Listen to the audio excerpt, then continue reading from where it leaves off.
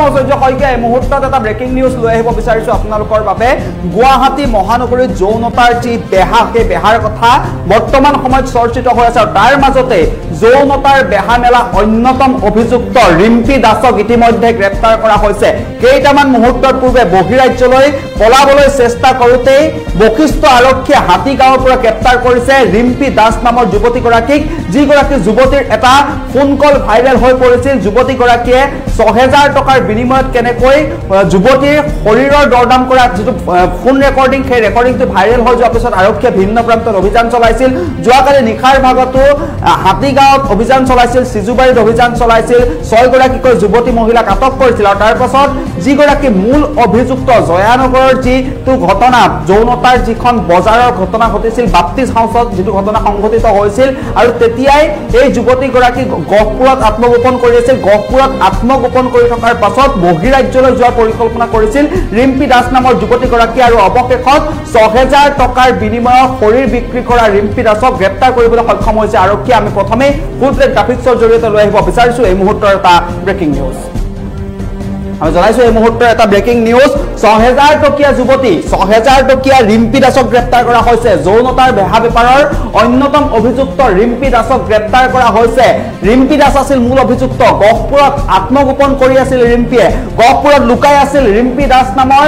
যৌন কৰ্মী গৰাকীয়ে বহিৰাজ্যলৈ পলাই যোৱাৰ পৰিকল্পনা কৰিছিল ৰিম্পী দাস নামৰ যুৱতীগৰাকীয়ে যিগৰাকী যুৱতীয়ে গ্ৰাহকক যুৱতী যোগান ধৰিছিল গহপুৰৰ পৰা আহি গুৱাহাটী পোৱাৰ পাছতে গ্ৰেপ্তাৰ কৰা হৈছে ৰিম্পী দাসক গহপুৰৰ পৰা আহি গুৱাহাটী পোৱাৰ পাছতে ৰিম্পী দাসক গ্ৰেপ্তাৰ কৰা হৈছে গুৱাহাটীৰ হাতীগাঁৱৰ পৰা ৰিম্পীক গ্ৰেপ্তাৰ কৰিছে বুলি জানিব পৰা গৈছে বশিষ্ঠ আৰক্ষীয়ে ৰিম্পীক কেইটামান মুহূৰ্তৰ পূৰ্বে গ্ৰেপ্তাৰ কৰিছে বুলি জানিব পৰা গৈছে যিটো ফোন কল আপোনালোকে বিগত কেইদিনমান ধৰি সংবাদ মাধ্যম সামাজিক মাধ্যমত দেখি আহিছিল ৬০০০ টকাৰ যিটো ফোন ৰেকৰ্ডিং সেই ৰেকৰ্ডিংটো ৰিম্পী দাসৰেই আছিল ৰিম্পী দাসৰ আছিল সেই ৰেকৰ্ডিংটো আৰু ৰিম্পী দাসক অৱশেষত গ্ৰেপ্তাৰ কৰিছে বুলি জানিব পৰা গৈছে আজি কিছু সময় পূৰ্বে ৰিম্পী দাসক গ্ৰেপ্তাৰ কৰাৰ খবৰ আহি পৰিছে বশিষ্ঠ আৰক্ষীয়ে হাতীগাঁৱৰ পৰা এইগৰাকী যুৱতী ৰিম্পী দাসক গ্ৰেপ্তাৰ কৰিছিল যিগৰাকী যুৱতীয়ে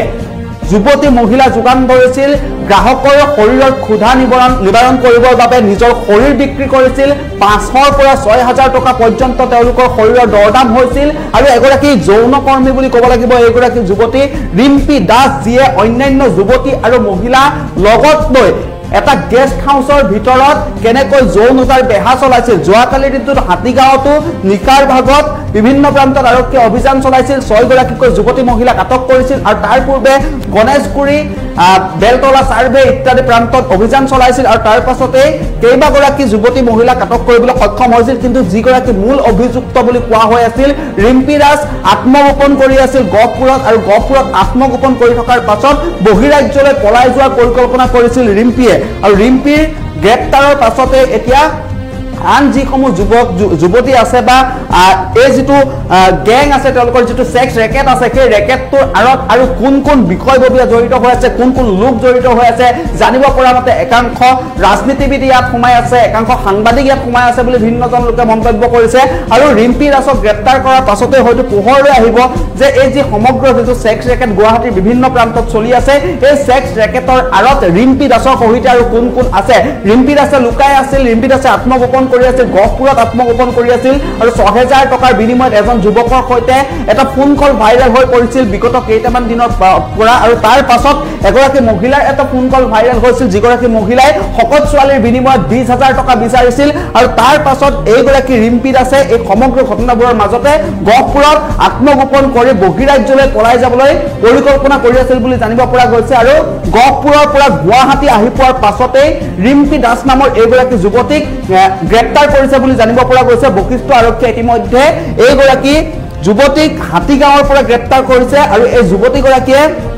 যৌনতাৰ এখন বৃহৎ বজাৰ গঢ়ি তুলিছিল যৌনতাৰ জৰিয়তে নিজৰ শৰীৰ বিক্ৰী কৰিছিল কেইবাগৰাকী যুৱতী মহিলাক লগত ৰাখিছিল যেটো বাপ্তিজ গেষ্ট হাউস বুলি কোৱা হৈছিল জয়নগৰ স্থিত সেই গেষ্ট হাউসটোতে তেওঁলোকৰ এই যৌনতাৰ বেহাখন চলিছিল আৰু সেই বেহাখনৰ মূল নায়িকা ৰিম্পী দাস নামৰ এগৰাকী যুৱতীক আজিৰ দিনটোত সন্ধ্যাৰ ভাগত কেইটামান মুহূৰ্তৰ পূৰ্বে বশিষ্ঠ আৰক্ষীয়ে হাতীগাঁৱৰ পৰা গ্ৰেপ্তাৰ কৰিছে বুলি জানিব পৰা গৈছে আৰু অভিযান চলাই আছিল ৰিম্পীক বিচাৰি অভিযান চলাই আছিল ৰিম্পীয়ে বশিষ্ঠক আত্মগোপন কৰি আছিল আৰু তাৰ পাছতে এই যুৱতী গৰাকীক অৱশেষত গ্ৰেপ্তাৰ কৰিবলৈ সক্ষম হৈছে আৰক্ষীয়ে জনোৱা তথ্য অনুসৰি ৰিম্পী দাসে বহিৰাজ্যলৈ